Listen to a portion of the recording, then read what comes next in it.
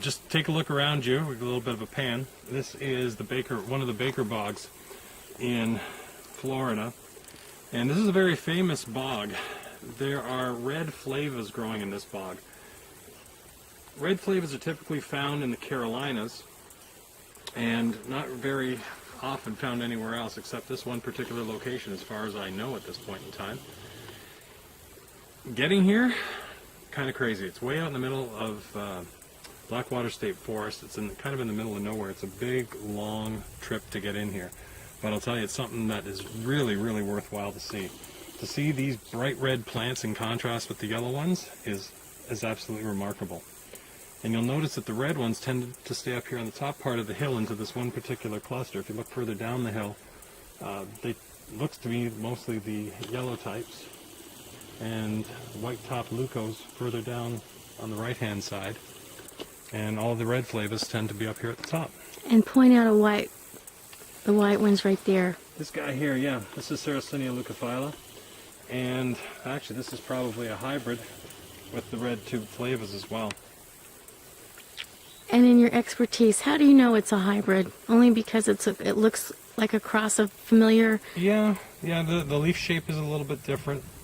And especially this one, it's got a lot more red color than this plant would typically have, and a lot less white. So, which leads me to believe that it's probably a hybrid or a back cross with leucophylla. And so, are you glad you're here today? I'm very glad I'm here today. Actually, the nicest ones, if you want to take a look, is these very dark red ones. Oh, the curly ones? Yep. They are beautiful. And tell me the name of this particular pitcher plant again. It's Sarracennia flava bar atropurpurea. That is so beautiful. And I'm going to get a little zoom so that everyone can see what they look like down inside. That is gorgeous. And what do these particular ones eat? I'm going to say anything that's stupid enough to fly into them.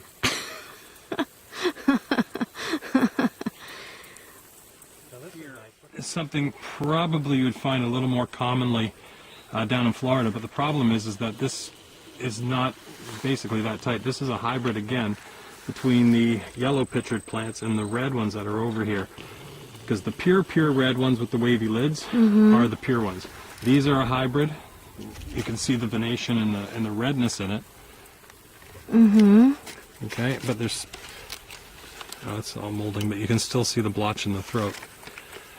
And there's varying degrees of it. There's a clump over there which seems quite red, but you can see that it's not completely red. So those are hybrid plants as well. That's really interesting. I mean, you must be such an expert, because if I looked at those, I'd just say, oh, they're gorgeous pitcher plants, but I couldn't tell if one was a hybrid or one was a cross. This clump here, these are pure. You can tell. You get used to it. You can tell soon enough. These guys here, these are as pure as they get. Okay. They are pure and they're red. Wow. And see this one here, it's not as red. This one's a hybrid. Wow. As is this one here. Oh my goodness. But they're still gorgeous. Yes, they are. Very exciting. And you want to say anything about your friend who's hiking along? That's my longtime bogging companion, Jay Lechtman. Him and I started bogging together back in the late 90s. And we do these trips periodically. We haven't been to the Gulf Coast down this way since '99. So this is the first trip that we've done in a while down this way. But good bogging guy. Great to know. Somebody that can save you from a snake. Yeah, it's getting nasty. These little plants down here, there's one right here by my finger. Another one up over here. This is called Sarracennia psittacina. It's the parrot pitcher plant. It gets its name because if you look at the hood, it kind of looks like the beak of a parrot. This plant is in the lowest part of this bog because these plants like it wet. In fact, this morning we were at another bog where these things are actually floating and living in water because they like it wet. So that's why you find them here in the lowest part of the bog where there's the most moisture. Oddly, they're very small. And how do they eat? The pitchers have a small hole You'll be able to see that. Right in under here, there's a small hole. And the bugs go inside of here, and they see the light through these little windows and think that that's a way out, so they literally crawl to the back and fall down into the tube. That's so exciting. Yeah. But these are very small. I mean, normally... They are, compared to... Compared to what we saw this morning, they're very small. Yeah. But typically, these things will be, like the whole rosette might be 6 to 8 inches across. All these, and what do you call a cannibalistic plant? A good one. A meatitarian like me. All right, we're going to go look for a hybrid. Okay. We're rolling. Rolling. First off, I don't understand why you're not sweating and I am. But anyway, this is a Sarracennia leucophylla flower. Kind of unusual. It is August, middle of August, and this is an end-of-season flower. Typically, these will flower in early spring, so you're looking at maybe April, around this. I guess this part of it was probably April. And sometimes what happens, if there wasn't a good flower in the spring, sometimes the plants are stressed and they'll send up a second flower in the fall. We've been seeing a lot of these in all the different bogs we've been going, these late season flowers. And my guess is because it was such a mild winter, the plants probably didn't flower as well in the spring as they should. These kind of plants need a real nice chill in the winter in order to get a good flowering in the spring. And maybe they didn't. We're not seeing a lot of flower heads around here at all. What do you think? I'm thinking it was probably because of a mild winter. That's probably my guess. And we did have a very mild winter. Because there's very few flower stalks anywhere in this bog. I mean, we've been looking around. There's the odd one here and there, but not a lot.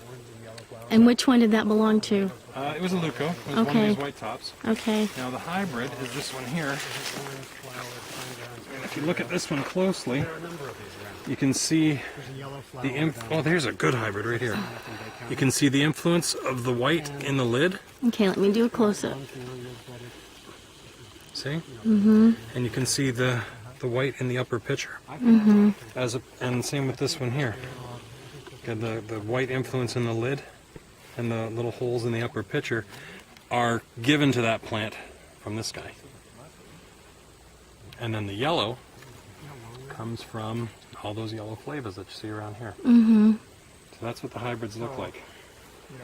Still, though, if you didn't know them, it'd be very hard to tell. Actually, in early days, a lot of people thought that these were new species. A lot of botanists would be out there and they would find all these different plants, and the thing that they figured out was that Sarracennia, when they hybridize, they literally take on half the characteristics of each parent.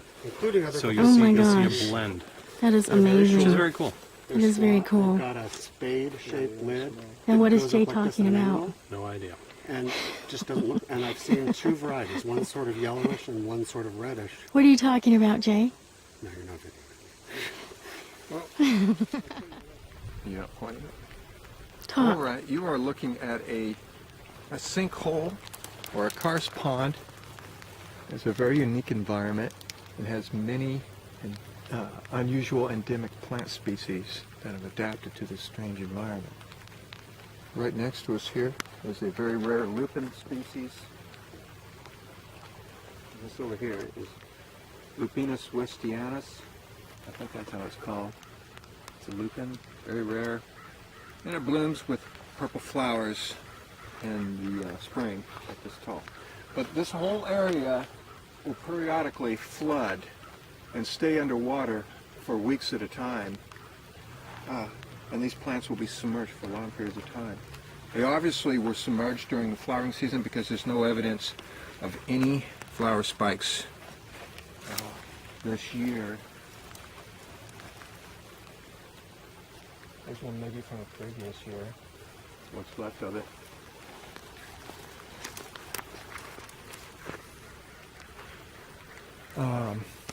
Okay. I can continue on talk about